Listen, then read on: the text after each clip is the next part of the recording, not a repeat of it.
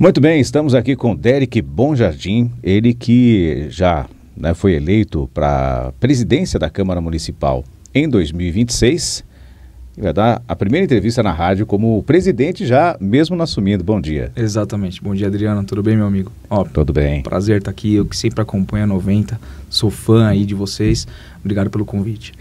Rapaz, como é que foi essa eleição? Foi conturbada? Foi tranquila? Não, a gente pode dizer que foi bem tranquila. Hoje a gente tem um cenário de muita tranquilidade, internamente falando, na Câmara Municipal, né? Isso é muito positivo, porque não tem aquele negócio de você ficar querendo prejudicar ou ser prejudicado em relação aos trabalhos dos vereadores, né? A gente tem um ambiente minimamente harmônico, né?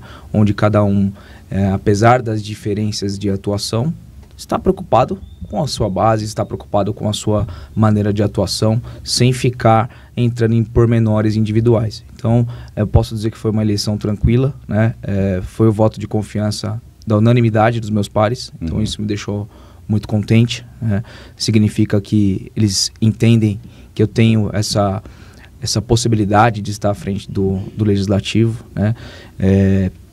E assim, de modo geral, foi bem sossegado, né? A gente até previa a possibilidade de alguns não concordarem com a eleição, votarem em alguma outra pessoa, mas no final das contas a casa acabou se decidindo pela unanimidade e é o melhor cenário para que a gente possa conduzir com tranquilidade os trabalhos. Agora, o que você pensa para 2026? Continua conduzindo a Câmara da mesma maneira? Se tem algumas mudanças que você pretende implementar? Olha, são muitos desafios, né? É até interessante trazer um pouquinho para conhecimento da população, de modo geral, o que significa estar à frente da presidência da Câmara Municipal, né? Além das responsabilidades administrativas, de você ser ordenador do pagamento, de você fazer a gestão de folha de pagamento, fazer a gestão interna da casa, também tem a questão da condução da sessão em si, né? E a representação jurídica da casa. Então, assim, são várias dificuldades que a gente tem conhecimento da casa e que a gente precisa minimamente fazer frente a tudo isso, né? Então eu enxergo algumas diferenças de atuação, alguns rumos que a gente vai tomar administrativamente e institucionalmente falando, para que a gente possa ter um resultado satisfatório. Então, alterações práticas e simples do dia a dia, né, que a gente pretende dar seguimento, que a gente pretende efetivar, para que a gente possa prestigiar todos os servidores da casa e trazer aí uma boa qualidade de trabalho para todos eles. Então, assim, algumas diferenças pontuais a gente deve verificar na prática, assim, na condução da casa. A gente sabe que você foi eleito na base do Daniel Martini, né, o prefeito da cidade, que tem um bom trato com a Câmara. Esse bom trato continua? Com certeza. A gente, no início das eleições, acreditava que teria um clima de harmonia, né, e de fato está se apresentando esse clima e ele se mantém, né? Hoje a casa pode dizer que vota junto com o governo em sua ampla maioria, né, se não na unanimidade. Não temos nenhum tipo de desgaste aparente e nem sequer em potencial, né? É uma Câmara que está em alinhamento hoje com o governo e a gente pretende que continue dessa forma. Como é que você vê a condução tanto da Câmara quanto da Prefeitura administrativamente? Olha, a Prefeitura enfrenta, como enfrentou desde o início do mandato, muitos desafios, sobretudo orçamentários, que são de conhecimento da ampla maioria da população, inclusive, e da classe política de modo geral, né?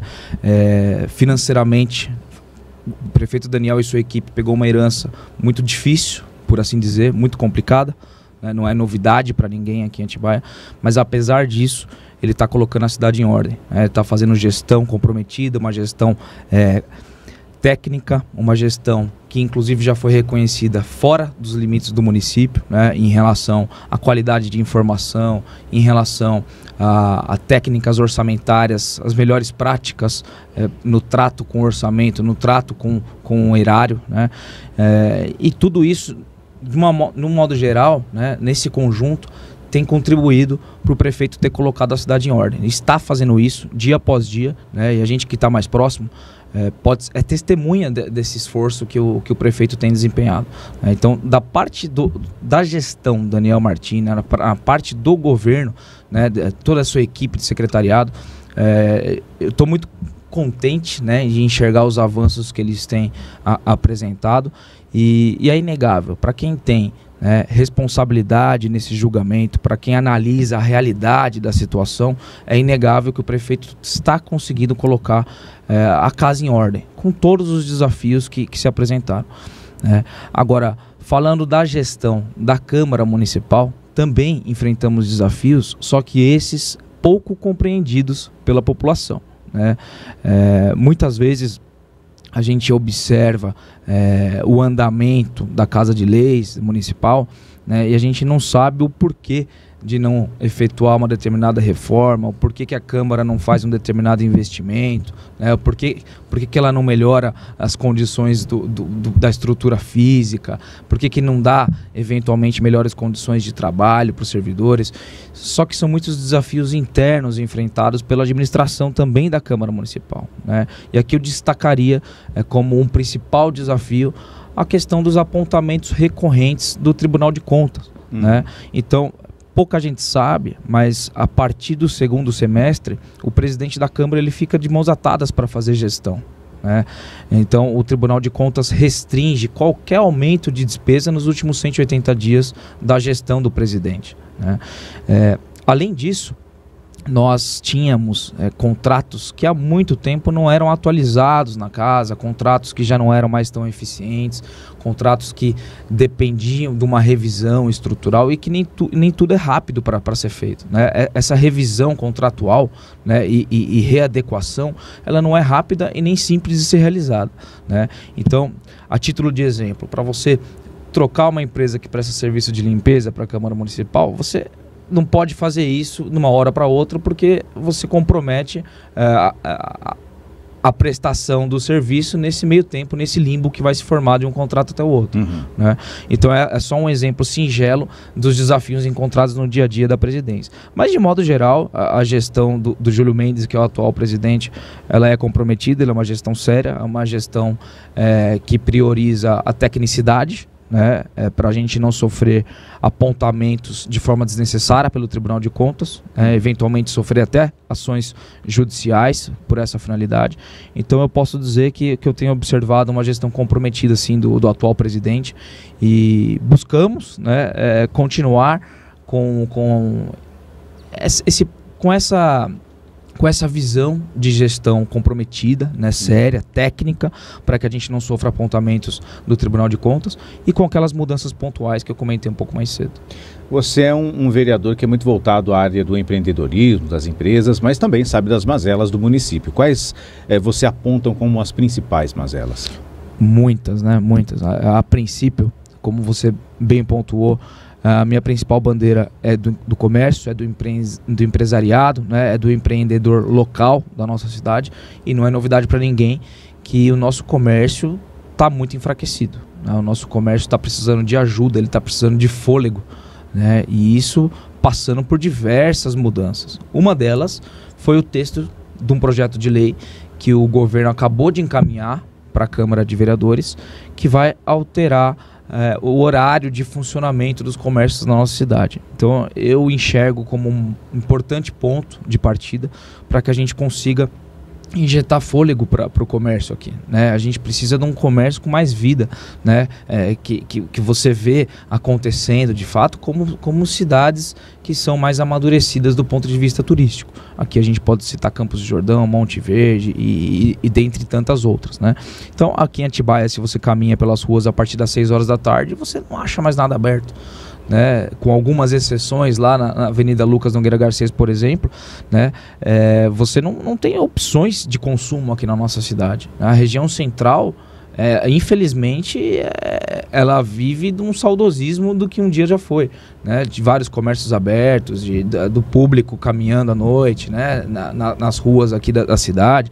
Então, assim, o comércio, de modo geral, ele precisa ser ajudado, ele precisa de poder público. E também os empresários, de maneira individual, se unam de uma forma mínima, né, para que a gente atinja uma finalidade única, que é injetar recurso aqui. A gente precisa fazer com que as pessoas consumam de fato aqui dentro da cidade e não saiam para Bragança, para Campinas, para São Paulo para poder consumir, né? Então, também estou à frente aí do IDEA, junto com a Margarete, que é minha mãe, o Instituto de Desenvolvimento Empresarial de Atibaia, que nada mais é do que uma associação de empresários que tem essa finalidade, né, de fortalecer o comércio como um todo, com palestras, com simpósios, com eventos de network, né, para aproximar um empreendedor do outro, fechar potenciais negócios, né, criar canais de diálogo, de comunicação, network mesmo, dos empresários com o poder público, e por aí vai, né? Então o comércio, e aí eu já coloco nessa mesma toada, o turismo, precisam de auxílio, né? Precisam de políticas públicas e precisam de iniciativas, como é o IDEA, por exemplo, né? Precisam de iniciativas para que a gente consiga ter mais fôlego e ter mais força. Nós temos também, nesse âmbito de comércio, a questão de divulgação, né? Que é muito importante, a gente sabe disso. E voltando a falar da Câmara, muitas vezes as informações da Câmara elas acabam não chegando na população. O setor trabalha, a gente sabe que trabalha inclusive arduamente, né? Mas na ponta acaba não chegando essa divulgação. Esse é um ponto que tem que se mexer no ano que vem? Com certeza, né? Com certeza, e não é de hoje que eu tenho dito isso. Hoje, na política de modo geral, no âmbito municipal, estadual e federal, o perfil do eleitorado, o perfil das pessoas está mudando constantemente a cada ano que passa. Então é um perfil que acompanha mais os atos da vida pública. É um perfil que quer saber o que está acontecendo, o que está sendo debatido, o que está sendo decidido, né, no âmbito da Casa de Leis. E nós temos a obrigação moral de fazer chegar essa comunicação até as pessoas. Como você bem pontuou, o setor de comunicação trabalha para isso, mas ainda está insuficiente. Eu concordo com você em relação a isso, né? E um dos desafios que a gente deve encontrar no próximo ano, enquanto gestão da casa, é justamente promover maior transparência e promover uma comunicação mais eficaz, né? Porque muitas vezes você observa que as redes sociais da Câmara, por exemplo, está colocando a informação, mas não está chegando. Né? Não está chegando de uma maneira eficaz. Não está chegando de uma maneira eficaz. Infelizmente, eu vejo que quando você puxa para o âmbito municipal, né, a rede social ela é importante para todo mundo. Mas quando você puxa para o âmbito municipal, parece que ela não explode. Ela não vai como, por exemplo, vai um governo estadual, um governo federal. Né? A gente vê que não tem um engajamento tão grande assim. Exato. Porque até o público, acho que do município, é um público diferente do que aquele habituado. Né? Nós temos, no interior do estado, nós temos, aqui em São Paulo principalmente, nós temos uma dificuldade maior de fazer engajamento nesse tipo de conteúdo. Buscar outros canais seria um... Exatamente. Buscar outros canais, né, fazer algo mais interativo. Né? É claro que tem as limitações legais. Sim. Né? A comunicação da casa, assim como a comunicação da prefeitura, precisa ser institucional. Então ela não pode voltar para a promoção pessoal de um vereador ou outro. Então, com essas balizas em mente, né, com essas limitações legais, a gente precisa sim criar formas de fazer essa mensagem chegar com maior efetividade para a ponta, para a população. E eu digo a importância disso porque muitas vezes você é cobrado já estando fazendo, né? Você já está realizando aquilo que foi prometido ao seu eleitor, você já está colocando em prática aquilo que foi colocado no plano de governo, quando lá atrás se colocou tudo para a eleição, as propostas feitas lá atrás, vamos dizer assim. E aí você acaba sendo cobrado por uma coisa que já está sendo realizada, porque não chegou na ponta, porque não chegou para Isso é um fato, isso é um fato. E acontece inclusive com as nossas redes próprias, né, pessoais dos vereadores. As nossas redes, né, eu faço um paralelo com as redes sociais do prefeito. O prefeito pode ter uma liberdade um pouco maior em suas redes sociais particulares, né, individuais, por assim dizer. E da mesma forma a gente também enquanto vereador. E a gente coloca o máximo de informação possível lá nas nossas redes. E até isso gera um grande desencontro de informações com a população. Então vou citar um exemplo. Vou citar um exemplo que aconteceu muito recentemente. Semana passada teve aí uma postagem de um determinado veículo de comunicação da cidade falando que eu estava querendo criar a coordenadoria permanente de saúde pública na Câmara Municipal, o que de fato eu defendi na tribuna naquela sessão, né? E aí um internauta foi lá no Facebook e comentou assim: poxa, mas esse mesmo vereador tinha falado no começo do ano que atraiu recursos de R$500 milhão para a nossa saúde pública. E até então a gente não sabe para onde foi esse dinheiro. Esse erário esse rapaz comentou isso. Esse dinheiro chegou? Então, porque também tem esse ponto, né? Tem muito disso. Mas de fato, né, o dinheiro chegou, né? Foi destinado 100% para a Santa Casa de Atibaia. Nós finalizamos toda a etapa de prestação de contas e tudo isso sendo ventilado nas redes sociais. Tudo isso a gente dando publicidade, né? E aí é só para ilustrar aquilo que a gente estava dizendo, de que às vezes o trabalho foi feito, o trabalho foi finalizado, mas não chegou a informação da forma como deveria para muitas pessoas, né? Então é um desafio. E é uma informação institucional no final das contas. É, exatamente. Então, assim, é um desafio que a gente enfrenta. A culpa não é do rapaz que foi lá comentar. E nem de quem colocou a informação na internet, porque ele não controla o algoritmo. A comunicação só não concluiu o ciclo dela, que deveria ter sido concluído, né? Para muitas pessoas chegou a informação, mas para outras não. Então é um desafio que a gente enfrenta constantemente, fazer chegar ao máximo. Nesse institucional, por exemplo, estou te entrevistando como presidente eleito, né? E totalmente também institucional, apesar que no rádio a gente tem uma liberdade de entrevistar quem a gente quiser, tá, gente? A gente não precisa, a gente não é Câmara, tá? Então a gente pode entrevistar quem a gente quiser. Mas os vereadores também têm essa liberdade de poder falar institucionalmente em nome da casa ou não? Você diz nas redes da Câmara? Nas redes da Câmara. Olha, nas redes da Câmara, na realidade, passa pelas mesmas limitações de uma rede social da prefeitura. Tá. Né? Não pode aparecer. Ele não pode falar vereador, eu fiz. Isso. Ou ele eu pedi. Não pode soar de forma alguma como promoção pessoal ou promoção do mandato. Mas às vezes você pode utilizar institucionalmente da seguinte forma: a Câmara com o ator, o ator, vamos dizer, Derek, por exemplo. O ator Derek, né? Falando que, por exemplo, a Câmara vai votar o projeto tal que foi solicitado, não sei, Exato. Aí pode. Aí sim, eu entendo que sim, tá? Tem que perguntar pro jurídico, né, gente? É discutível, né? Na realidade, nem a jurisprudência é uníssona em relação a isso. Né? Decisões judiciais pendem para um lado e para o outro. Então, se não soar como promoção pessoal ou como promoção do mandato de um determinado vereador, que também é subjetivo, né? Sendo um conteúdo institucional de trabalhos legislativos da casa, eu entendo que sim, que não tem qualquer tipo de proibição de aparecer efetivamente a imagem do vereador nas redes sociais. Por que eu digo que é subjetivo? Porque quando se trabalha com interpretação, fica muito vago para a gente ter uma certeza, né? Muito vago. O juiz de Atibaia pode julgar, por exemplo, que é promoção pessoal. Exatamente. Chega no Estado, fala não é promoção pessoal, ou se falar que é promoção pessoal, chega numa instância superior e acaba dizendo, não, isso aqui não é...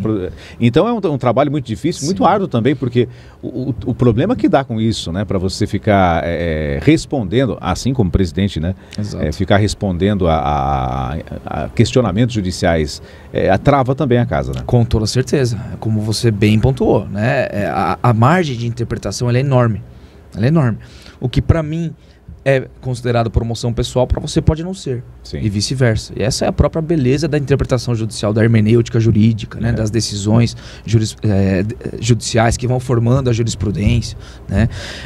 Então, nós, enquanto responsáveis pela administração, pela gestão da presidência, temos que ter todas as cautelas que são necessárias e possíveis para que a gente não enfrente esse tipo de desgaste com o eventual processo judicial.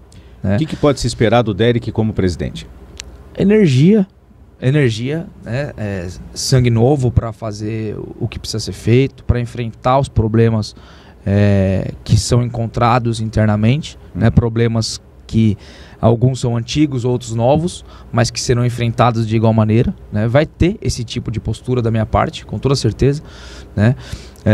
Mas ao mesmo tempo com um perfil moderado, de muita cautela, né? De muito aconselhamento jurídico com a Procuradoria da Casa, para que a gente não faça nada sem as balizas necessárias, né? E não criar transtornos desnecessários para a casa como um todo. Você pega a presidência no ano complicado, que é um ano eleitoral também, querendo ou não, todo mundo que é político vai se envolver com a política ano que vem. Com toda você vai certeza. dividir isso aí? Com toda certeza. Além daquelas limitações que eu falei no início da conversa, de você não poder incorrer em aumento de despesa nos últimos 180 dias, você tem o período eleitoral, que é muito sensível do ponto de vista administrativo, né? Então, temos que tomar todas as cautelas possíveis e necessárias para que a gente também não encontre empecilhos em relação a isso, né? Até porque todos os vereadores, de uma forma ou de outra, vão estar envolvidos com alguma campanha política. Sim. Né? O mais natural do mundo. Alguns, né, de forma mais ostensiva, outros de maneira menos ostensiva, só que todos vão apoiar efetivamente um candidato a deputado e por aí vai. Né? Então nós temos que tomar muito cuidado para que nos eventos oficiais, por exemplo, não transpareça esse tipo de campanha, de campanha, esse tipo de favorecimento, esse tipo de opinião pessoal e por aí vai. Né? Então é um desafio no dia a dia a gente encontrar esse equilíbrio, né, de representar, de ser o rosto efetivamente da Casa de Leis, sem transparecer essas barreiras de incorrer em campanha eleitoral e por aí vai. É um desafio, tem que encontrar o equilíbrio no dia a dia. Uma pergunta que eu acho que, para a gente finalizar, que vai... não vai em direção à população, né? É uma pergunta que é muito importante também, né? Que aí a gente entende muita coisa.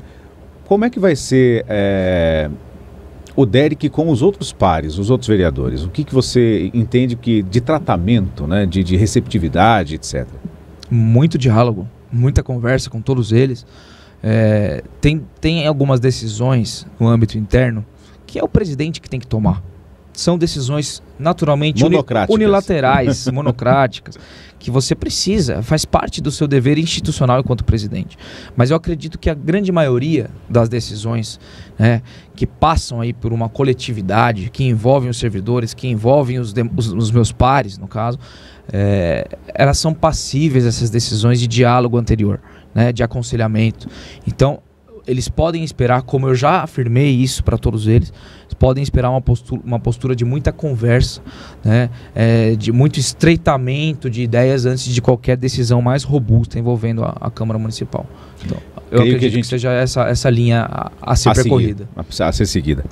Derek, obrigado por sua presença aqui na 90 FM, nas nossas redes sociais também. Eu creio que a gente não te entreviste novamente até o final do ano, então gostaria de desejar aí um Natal de paz e luz, um ano novo de sorte na Câmara, né, de muito trabalho também, e que tudo seja próspero para a gente. Muito obrigado, mais uma vez, feliz demais de poder estar aqui pela primeira vez nessa entrevista. Já falei anteriormente para 90 em eventos pontuais, mas nunca nesse formato, né? Parabéns pela sua iniciativa, parabéns pelo alcance que vocês têm, né? Vocês são um veículo que vocês são importantes hoje para informar a população, né? Eu espero que continuem tendo essa robustez, essa qualidade de trabalho, e eu não preciso nem dizer que eu estou sempre à disposição, tanto no meu gabinete, quanto agora à frente da Câmara Municipal em 2026. Contem sempre com a gente lá, e um excelente Natal, um excelente fim de ano para todos vocês aqui da equipe e para as respectivas famílias.